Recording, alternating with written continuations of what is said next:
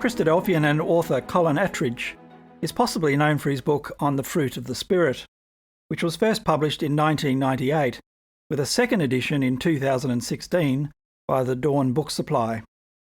Colin joins Wilderness Conversations to discuss his most recent book entitled God's Secret, a 340-page book written primarily for those who are still looking for answers to the big questions, but extremely helpful, I think, to any inquiring mind. The book is divided into two separate but complementary parts. Part 1 lays the foundation, encouraging readers to look further into God's Word, from the existence of a creator through to the question of human suffering and God's plan to rectify the world's problems through the work of the Lord Jesus Christ. The second part takes the reader step by step through the words of David in Psalm 34 as a key to unlocking true wisdom. The book is available from the Dawn Book Supply at dawncp.co.uk.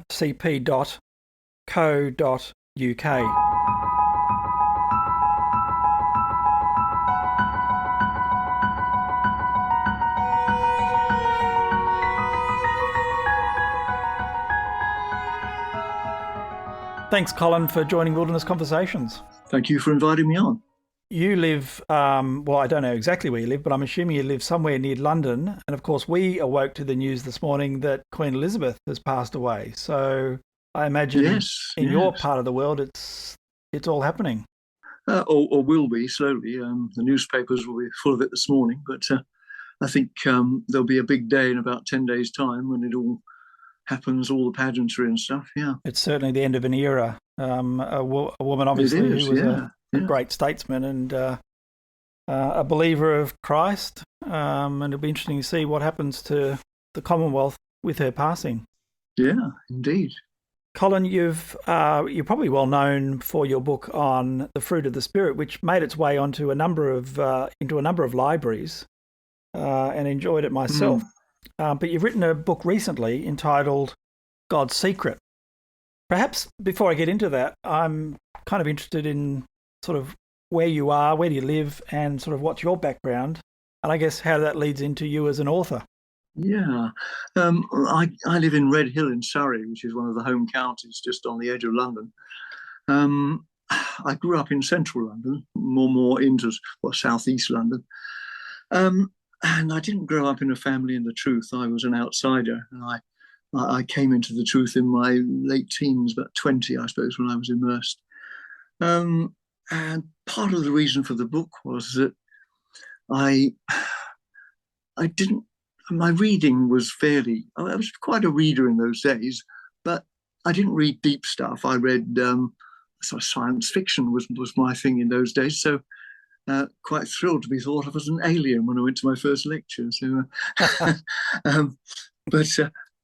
found it through someone I worked with and came into the truth then. But I found the books that I was reading, like Elpis Israel and Christendom Astray, great books though they obviously are, were fairly hard work for someone of my background. And God's Secret is basically the sort of book I feel I would like to have had handed to me at that time when I was looking into what the truth about religion was. So that's really where it came from. Also, I think there's external preaching and internal preaching. I've done 3 books of internal preaching and thought it was about time we moved and looked outside. But yeah, the main spur was getting something that I wish I'd had when I was looking into the truth. The book is in 2 parts. I want to talk about the first part, but I'm fascinated by the second part. The second part being based on Psalm 34. Where did that come from in the context of sort of, the existence of God and the purpose of God and, the preaching? Why Psalm 34? What captured your imagination? What made you think that Psalm 34 would be a fantastic foundation? Well, having noticed that the phrase God's secret occurs a few times, but only twice in a sense that it tells you anything about it. It's like lists, they don't tell you anything, or just a passing reference. But there are two references where one relates it to fear of God and the other relates it to righteousness. The fear of God is with God's secret is with those that fear him, and it's with the righteous. So I knew that the people who know God's secret are the righteous and those that fear him. And when I started looking around for somewhere that homed in on these two things, Psalm 34 came up, quite a concentrated occurrence of righteousness and fear. And then when I looked at it, 22 verses, the first 11 were on righteousness, and the second 11 were on fear, or the other way around, sorry. So that's why I homed in. I didn't want to, I think, as I say in the book, be roaming all over the scriptures and getting a sort of unfocused narrative from that. I wanted to home in somewhere where the God's secret was concentrated, and I felt it is in that psalm. The two verses that you refer to, Proverbs 3:32, his secret is with the righteous. And then Psalm 25, verse 14, the secret of the Lord, or Yahweh, is with them that fear him. Yeah. So this idea of the secret, which you say, just let's flesh the idea of the secret out a bit. It's not something that's not known or something that's only for a special group of people. It has a different idea than that. Yeah. Secret generally elsewhere gets translated as counsel. And it's God's advice, really, to everyone who picks up his communication to us about what his plans are with this world and what's really happening in the world, and how the reader, or the one who is looking into his secret, his counsel, can be a part of what he is planning and doing in the world. And the subtitle of the book is What's Really Happening in the World. But I don't mean that in a sort of signs of the timesy kind of way. In fact, I do a little signs of the times thing at the end of the book in an appendix to keep it away from the main book, because I don't want that idea to be taken as what I mean by what's happening in the world. What I mean is what's happening in your world, your personal world, how you personally relate to things, not the big events. It's more about what's happening in your private world, and it's happening to you. At the start of the book, obviously, you're going to focus on the idea of righteousness and fear.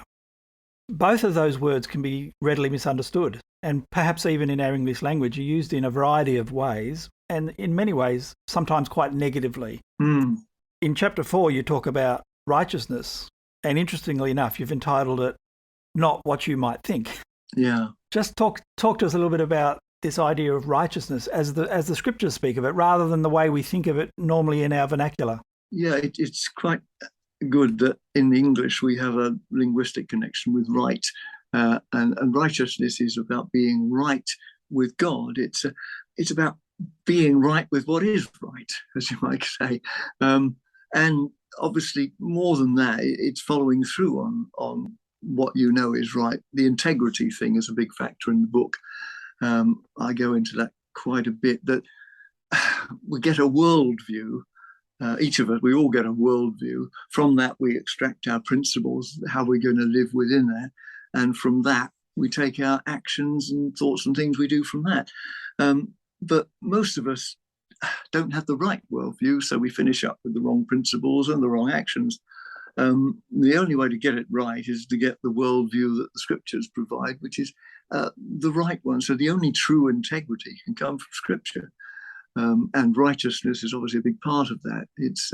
It's being right about what God says is right. Sometimes when we use the word righteousness, it can be used in a negative sense. You can say, "Oh, you think you're righteous," or sort of that negative, self-righteous. Self-righteous, and people don't use it a lot these days, except in that negative way, I think. But I didn't want to. I think, as I said, but I didn't want to move away from it. I tried to think of other words, but then I thought, well, we don't have to substitute the word. We really just have to use it in the way it was originally intended when it was translated back in 1611. So instead of substituting it, let's just think of it how it was meant. So that's the way I approach it. Yeah, well, you talk about being just and being moral, which is all bound up in this idea of righteousness. And who doesn't want to be just and moral? Everyone thinks that they're that. Well, yeah, yeah, yeah. The word fear is not dissimilar in the sense that there's the same, well, various connotations of fear. Talk to us a little bit about fear and particularly, well, I guess the ways it's used in the scripture and particularly where we end up with it when we're talking about the fear that is a foundation for this idea of God's secret. Yeah, I think most people who write on fear have to explain that it's not fear in that sense of dread. When God's talking about it as a fear of Him, He doesn't want us to dread Him; He wants us to love Him, and perfect love casts out fear. We know that, so it's obviously not. From that sense, it's great reverence. It's having a great admiration for God. I think of it. I think that's a lovely word, that we admire God because He is good and all the wonderful things He's done and promised. So it starts with an admiration of God, and if you don't start there, I don't think you've got the motivation to follow through. It's not just like following some other person's idea of what might be right. Who's just as likely to be wrong as you are. You're really looking at something a lot higher than that, and someone and getting an understanding of who God is point one of getting started. Really, the beginning, the fear of the Lord is the beginning of knowledge, beginning of understanding, beginning of wisdom, and the beginning of love. You've got to start with that reverence, that awesomeness. That God has, that gives you the motivation. I suppose it also allows you to put aside your own inclinations, your own preconceived ideas. If you have that admiration for God, you'll put that aside and I guess open your ears and allow Him to instruct you. Yeah, it makes you, susceptible. Maybe that's the wrong word, but it plugs you into the right things. Yeah, it's one of the keys. I think I say fear is the key there. Fear is a key to God's secret, to His counsel, which is His guidance for us. One of the chapters, which you actually introduced the chapter by saying it's the shortest chapter in the book, which you draw attention to the fact that it is actually quite an odd thing in the sense that it's entitled "God is extremely likely," and you talk about the fact that it's actually very likely that God exists. Yeah. Tell us a little bit about that, and you sort of make the point there's actually only two options: he either exists or he doesn't. And actually, you actually challenge us to consider God's existence as something highly likely. Yeah, I think you put people's backs up if you say like God exists and start sort of almost wagging a finger in your voice. If you can say God is very likely, I think you're moving it from possibility to probability, which is a slightly firmer ground, but without being a bit over the top and trying to force it down on people. I mean, no one can actually prove God absolutely. We have to accept that, even as believers. Although we might believe in Him absolutely, we cannot prove it absolutely. Right. So there are, as I say, only really a couple of options on the table. And people tend to believe in evolution because it's preferable for them. The only alternative, as we often say in lectures, the only alternative is special creation, which they don't like the idea of. So they're hanging on to evolution as the only other option. As I said in the book, that early on in my life, I did a reversal of that. I started looking at evolution, started reading Evolution of Species and books like that, and came up with the opposite notion. This special creation is looking more of an option since I read about evolution. I know that these days there's this hybrid thing where we have, what's it called, theistic evolution, isn't it, where we've tried to bring God into it. But that's all very well if you discount what God is telling you, isn't it? To believe in a God who did it a different way. He could have done it that way. I mean, there's no reason why He couldn't have let things evolve and oversee it. Absolutely within His powers to do that. fact he tells us he didn't, I think is good enough for me, and it should be good enough for anyone who says they believe in God. But you talk about the Big Bang, of course, the idea that the universe actually started at a point. Yes. Not what people have always believed down through the ages. We know that that's the scientific, thinking today, so we assume it's always been the case. But actually until, I don't know, mid last century, that was not always the case. But now that is the thinking, it even makes it more likely that God exists, doesn't it? That things had to come from somewhere. Well, yes, maybe this background radiation that the cosmologists are seeing or hearing or recording, whatever they do with it, is just an evidence of the point at which God put the universe into being. It's very difficult. I just read a very good book called Out of the Pentateuch by Brother John Meadows. Put a plug in for him, because quite mind-expanding ideas he's got about God creating the universe and being outside of it and linking up through into our universe. Yes. My favourite quote comes from Terry Pratchett in there, which I think I put in there, the fantasy author who said that in the beginning was nothing which exploded. And I think that really says it all for me, how ridiculous it is. And you talk about the sense of self and consciousness and the other things that demonstrate that. And I guess you challenge us to think, well, where do some of these things come from, if not God? How could consciousness evolve from inert matter? It seems highly unlikely. Life usually comes from life. It doesn't come from non-life. So going back, God is eternal. That only makes sense that God can be eternal, because he couldn't have come from nothing either. He'd have to be eternal, wouldn't he? The next chapter, if there was a favourite chapter or perhaps a subject which I'm particularly interested in, I found, which is the chapter on communication. And you say here, well, it's one thing to know that the universe was created and there was a creator, but how were we to find out about this creator? Well, you say, well, such a creator would make himself known. He would explain that he's done it for a good reason. And you make this statement, which really got my attention.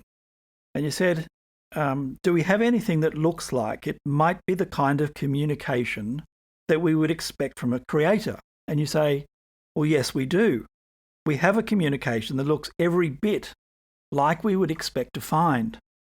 And the reason it got my attention is I find that one of the challenges when I'm talking to interested friends is they would say something like, if there really was a God, he would make himself known. It would be more obvious. He would speak louder, or he would do something extraordinary, or he would make it more obvious to me, this is the person I'm speaking to, that he actually exists. And so for them, and I think a lot of people feel this way, for them, it's not obvious that God exists necessarily, and it's certainly not obvious where we would turn to find out about him, and therefore I'll just go on my way and, park any idea of God. But you actually challenge that thought and say, what we have in what you describe as the scriptures is exactly the sort of communication we would expect to find if God existed. Yeah, it's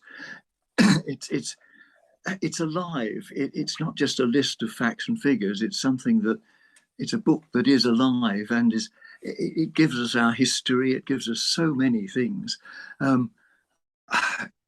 It's more than a human would have thought, I think, that we would have got from God. If we were trying to invent something, I don't think it's at all what we would have invented, because it's so varied and inclusive. It's so different from what we would have thought. Although, as I say, probably just what we'd expect, something beyond what we would have thought of doing. Because you make the point that it's got to be relevant down through time. Yeah. It's got to cross cultural boundaries. Yeah. It's got to be expansive like that. Like we often think of ourselves today, what I would like right now, what would mean something to me, but that means nothing to someone 100 years ago and so on. And so this revelation which God has extended to us has been relevant down through thousands of years. I think I put it a couple of times in the book, whereas you feel that you get the impression from it that the picture that's created is once the ark landed and the 8 people went out and spread across the world, that everyone had the truth then when it started. God did give his message to the entire world, and everyone's in their own way walked away from it, which is how we get where we are today, in a world where nasty things happen because people have walked away from the protection of God by turning their backs on him. There is no divine, shall we say, providence in the lives of an awful lot of people now. It's just happening to them because they're in the way of something. I think I make the point in there that I think one of the leading atheists said about something about a tsunami, that taking babies out of mothers' arms and things like that, which is awful and dreadful to contemplate. But when Noah's world was destroyed, God did that deliberately, and it would have been a similar scene many times over, because the place was full of crime and despair and violence, I guess, war, was and one of the characteristics. Violence, yes, that's it. We've got to that point. And rather than God say, well, I've had enough of this, he said he would never do that again, didn't he? So now things are jogging along with him not doing that until he intervenes in another way. But it explains where we are now, with everyone in a situation where God seems to be interested in only an elite few. But that is inescapable, I think. Yeah. I liked the analogy you made in the book where you talked about walking down a street, and particularly a street where the houses are dishevelled and falling apart. Yes. And someone sort of making the point, well, why would an architect design houses like this? And why would a builder build houses like this? Of course, you make the point, well, that's very similar to someone saying, well, why would God create a world like this? The reality is, well, he didn't. We've made the world like this. The world's falling apart because we're ignoring God, and we've left the instruction of God behind, and we're the ones who have destroyed the world from the moment of the fall onwards. I think I used that story of the school shooting in America in there, where a woman afterwards who was connected with someone who died in the school, who was a Christian, was being interviewed, and the interviewer said, doesn't that make you wonder where God was when something like that happened? And she said, they haven't let God in school for years. And I think that really says it all, doesn't it? Yeah, we're not letting God in, and therefore the consequences are what we've got, sadly. I like the approach you took with regards to, well, okay, so God's revealed himself. Where can we go and find this? And you said, well, there's thousands of religions, so that you could never in a lifetime sort of go and investigate all of those religions. But actually, quite logically, you broke it down to the 4 main religions, and then of those 4 religions, you actually ended up at Christianity reasonably quickly, based on some sort of basic logic. Yes, yeah. It's got to, as I say, I think as you mentioned earlier, it's got to be something widespread. It's got to be something with age on its side. It's got to go way back. It's got to be widespread. And there's only there are only 4 that meet that criteria. And also, it's not got to be fanciful, because some of these religions have, I mean, people might say, well, Adam and Eve, it could be a bit fanciful, but no, it's a creation. It's not like we're having weird creatures and things involved. It's not like we're having some big fantasy tale. It's told in quite a matter-of-fact way, and people are related to Adam and Eve, and you don't get related to fantasies. Yeah. Towards the end of that first part, you talk about, I guess, the purpose of God. You talk about the symmetry between the first Adam and second Adam, and how that through Christ, God has sent a Redeemer to save us. That is divine symmetry, or the divine justice, as it might better be called. But I think that is quite compelling, that the thing has been reversed by God. And in Christ, when you see that laid out, that Adam failed, although he'd got no like sinful body like we have now, having been tried. And then there's Christ, who has inherited the sinful nature, who does the complete reverse. He's tested and comes through it. It is a complete reversal of what happened in Eden. And as I say there, God must have known this before he even started the creation, because he would not do something which was going to fail, because it hasn't failed, although it looks as though it has. But when you know the full picture, it hasn't failed at all. It's going where he's taking it. In part one, establishing, and of course we've rushed through the first 100 pages of the book, but you establish, well, I guess the likelihood of the existence of God and how God has revealed himself and revealed his purpose. But then you try and make it personal. Well, what does this mean for me? How does that change my life, and what does it mean to me? And so that's where Psalm 34 comes in, and it's the second part of the book. Psalm 34, Fascinating psalm. Yeah, it is, yeah. Let's talk about the structure of the psalm. You actually make the point that it's not that important and not something you remember.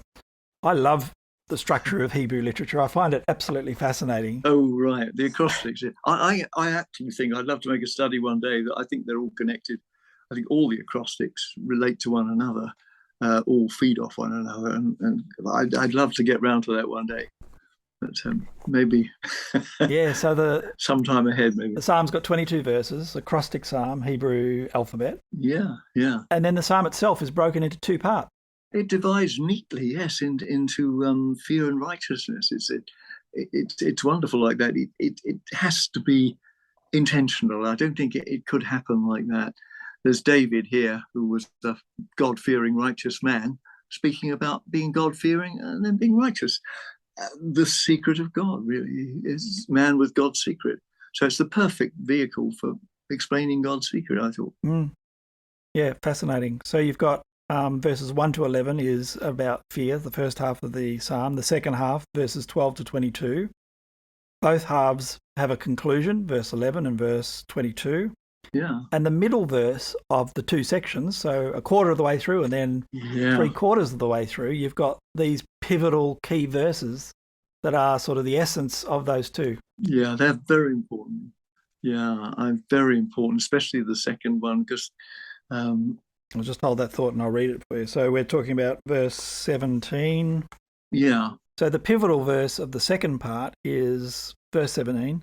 The righteous cry, and the Lord heareth, and delivereth them out of all their troubles. The first one is about delivering from all their troubles, and the second one, each pivotal verse is about being delivered from all our troubles. And I believe I make the point that there's an internal and an external thing going on here. It's the best of both worlds.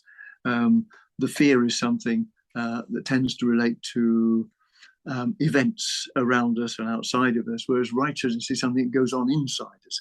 So we're being saved from all our troubles outside, and here second half we're looking at being saved from all our troubles inside, which is a difficult concept. How do we do that?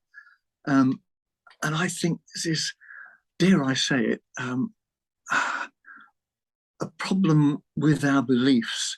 Let me just go back a bit. When I go into bookshops and Christian bookshops, I often pick up one of these books with all about all the religions of the world. You've probably seen them. And I usually thumb through to say, well, let's have a look, see what it says about the Christadelphians. And they're usually fair. They don't usually have any axe to grind. They're just saying it how they see it. And a few times I've come across in our description a works-based religion. And my mouth drops at that, and I fall back and think, whoa, that's how they see us. Where do they get that from? Right. And I think, well, they get it from our literature, because it's what they're going to when they find out about us, which if you look in the indexes too, you probably won't find grace. Grace is missing, it seems, from our early literature quite a lot, even our current literature quite a lot too. And yet it's one of the most important doctrines in the Bible. I don't recall being taught about it much in my instruction. I think we're a bit frightened of it, and we tend to treat it by implication, but most of the time it's treated by absence. And yet it's what Christ achieved in his death, isn't it, for us? It's grace, and that's how we're saved from all our internal trouble, is because of grace. I put 2 chapters in there on grace because I think trying to redress the balance a little. I don't go so far as to say, well, yes, we're all saved regardless of what we do, because that's not what the truth is. But I think we should be looking at it as something bigger than we tend to treat it. It is very important, and it's just so locked into what Christ did and what God had in mind when he created the world, to bring grace to the world. Otherwise, there was no point.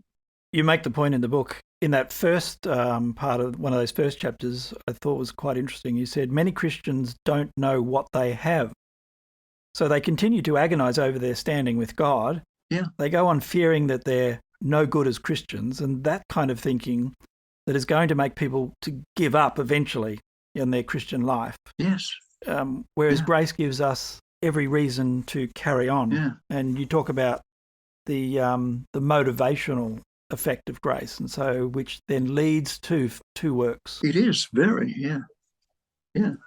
His goodness leads you to repentance, it says. That's Paul, I think. And that is, God is. I know it's not a great thing to say, but he's the great psychologist. He knows how we work. In fact, I think in the first section, I talk a little bit about psychology and say that whenever they get it right, the psychologists give us something that's really useful and helpful for living. They're usually borrowing subconsciously or knowingly or unknowingly from what God's already put there for us to learn in his secret. So you might as well go direct. Get it from the one who knows, the one who created us. Well, yes, yeah. I think I quote Adler and his idea of the shadow self, which is what Paul says about, I find a law in my members. It's that while I want to do good, there's bad with me. There always is. It's this shadow self that the psychologist is trying to tell us he's come up with, but it's really just systemizing and repackaging what's been known for thousands of years, really. People who are listening, we refer to Psalm 34, they're probably thinking, well, what's Psalm 34? But actually, there's quite a few verses in Psalm 34 which we would recognize. And one of those verses is verse 8. Oh, taste and see that the Lord is good. Blessed is the man that trusteth in him. I really thought it was very interesting, this idea of tasting and seeing that the Lord is good. You're saying it's not a test, but it's not, well, give the Lord a go, believe in Yahweh and see if it works out for you. That's not the suggestion here. That's not what it's saying. You can prove it. You can prove God's existence if you already believe in it, I think is what I'm saying. It sounds a bit odd, but if you're a non-believer, you can't really put your trust in God. I say it's trust and see. I think I'd revise it too slightly, because really that's what you're doing. And a non-believer can't really put his trust in a God he doesn't believe in. So if he sees something, it's probably going to be a coincidence, or he'll see nothing and therefore conclude that, well, God doesn't exist. He's achieved absolutely nothing. You can only do it with the worldview, the principles and the actions already behind you, of knowing God's secret. In that context, you can prove God because of what empirically comes back to you in your life when you do trust him. So it's like a lot of the verses, indeed a lot of the Hebrew literature, particularly the poetic literature, it's a sort of parallelism. It's taste and see the Lord is good. Blessed is the man that trusteth in him. So you've got this parallel between the tasting and the trusting. Yes, yeah. One half explains the other, which is great. A poetic device which actually gives us more of a clue as to what the verse is about. Yeah, tasting equals trusting and seeing equals blessing. So it really is a beautiful verse, isn't it? It is, yeah. There's lots of number of well-known verses in the psalm, Yeah, which was another draw towards it. The angels camping around us is another one that we're all familiar with. Yeah. Yeah. Let's talk a little bit about that verse, because it is a key verse. Comes up in the New Testament, of course. Important verse not to misunderstand as well as to understand. Yes. In terms of what it means for God to be encamping around us and what it means for God to be wanting the best for us. It's not always what might be immediately obvious to us.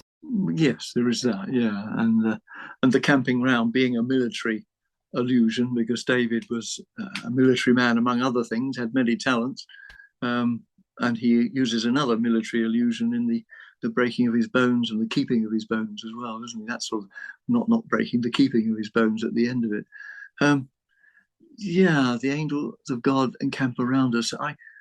I do go for the idea of the guardian angel. I know there are some that feel it's more general than that, but I don't. I think in there say, how else could it work? When you try to think of other ways in which it could work, like there's whoever's available to deal with this at the time, or there's a shift system or something like that. Looking at it practically, how could it work but that there is someone assigned to each one? I assume that will be the one who knocks on our door when it's time to go. Because the one that's known us through our life, really, it seems the obvious. His angels go out to collect up the righteous and take them to Christ. Who better than the one who's been with us all our lives, really? You make the point that they protect us from, and sometimes they protect us in, difficult situations. So they're not there to shield us or to stop us from difficult situations. No. But to be present in those difficult situations. But the whole, well, not the whole, a lot of the reason for us being here in this cursed, fallen world is for the experience of it, and to learn how to love in a situation where love is not easy. It's easy to love in a world full of love, and it might devalue it almost. But to love in the situation we're in, to love as Christ loved, that's something that's going to put us out of step with the rest of people, really, and be more what God is looking for. It's true love, because we've got an option, isn't it? We're in a situation where we don't have to love. I know I'm jumping around a bit, but the very last verse of the psalm says the following: "The Lord redeemeth the souls of his servants, and none of them that trust in him shall be desolate." There's a lot of these themes that cross over during the course of the psalm, the idea of trust and so on. Yeah, it does. There's a lot of trespassing on other. You can't put all these ideas into tight compartments. They will overlap, and that's right that they should. I mean, I say our lives are like that. We don't have everything in our compartments in our heads. Everything overlaps and sort of merges. So and they all support one another. It's like the doctrines as well, isn't it? Everything slots together. Yeah. And even the use of the word servants, again, modern language, we think, well, are we actually servants? I mean, and how does that align with the fact that we're sons and daughters of God? Are we his sons and daughters, or are we his servants? And we have this idea of right, I see. Sort of a modern day servant. It doesn't sound like a particularly pleasing position to be in, but as you describe, it's not that at all. It's different to that. Yeah, I think I say it would be a very dysfunctional family if you were a servant in it and your parents were not very loving, really. And so you talk about the fact that being a servant is that willing and desire to please God and to reflect his glory and do his will in our life. And in that sense, we're a servant. Yes. Yeah, that's more of it. Yes, it's being a child of God, but with kind of the mentality of a servant, as you say. But all the while realizing that you are a child of God. Yeah, I think the Lord's Prayer says it when we're told to address God as our hallowed be thy name. We don't say what name that is. It's probably Yahweh he's thinking of there. But then he says, but our Father in heaven, hallowed be thy name. It's got a name and a title, but one balances the other, doesn't it? There's a name there and a title there. So we're servants and yet sons and daughters. Towards the end of the book, you give a bit of a summary of the psalm and the various principles we learn, and you make the point that it's not a formula. This is not just sort of something you sort of rattle off. Yeah, I summarise both. I summarise each half, in fact, yeah. The thought about thou wilt keep him in perfect peace whose mind is fixed find upon perfect God. peace. Yep. And that, I think that's, I was stunned to come across that mistranslation, which even modern translators don't seem even to pick up on. They still seem to leave it as mind when it is the imagination. It's what it's talking about. It's a word that only occurs 4 or 5 times and always as imagination. Why they've jumped it into mind, I don't know. And I think that it's almost worth getting the whole book just for that. I mean, there's the answer to perfect peace. It's using your imagination about how God will be on your side and believing it. It's part of trust, isn't it? Imagination. Just to be thinking about it's not quite enough. As I say there, imagination is worry is the work of the imagination. So you've got to use the imagination positively rather than negatively. Right. It's the source of all our troubles, or it can be the source of our peace. And it's our choice there. And I think happiness I go into is about it being a choice as well. I know there was the book, wasn't there, Happiness as a Choice, which I referred to. But it's not the choice to be happy or not. It's the choice to believe the right things about God, which will make you happy. That's really what the choice is. It's about believing God, not just believing, making a choice to be happy, which is not going to last. And one of the final comments you make is, despite the fact that this is sort of a summary of what it means to be in harmony with God, there's virtually no commandments. There's no do this and do that and thou shalt and so on. And so I thought you summarised this really nicely where you said God's secret isn't about commandments. It's about who we are and what we believe, not so much about what we do. Because when we sort out who we are, then what we do will take care of itself. Yeah, that's picking up a bit on fruit of the Spirit, which that went a little bit that way as well. But that's very important, I think. We can get a bit hung up, a works-based religion is what the criticism is. And we might get a bit hung up on the do's and don'ts, but they are important, obviously. But I know when, was it Christ said about there are 2 things on which the law hangs. And if you look at the New Testament, I think you find only 2 things, 2 commandments from him, and that's believe that he is your saviour and love as he loved. It's almost as if everything in the New Testament hangs on those 2, which is wonderful, I think. That's the new commands and the 2 that you can hang everything on.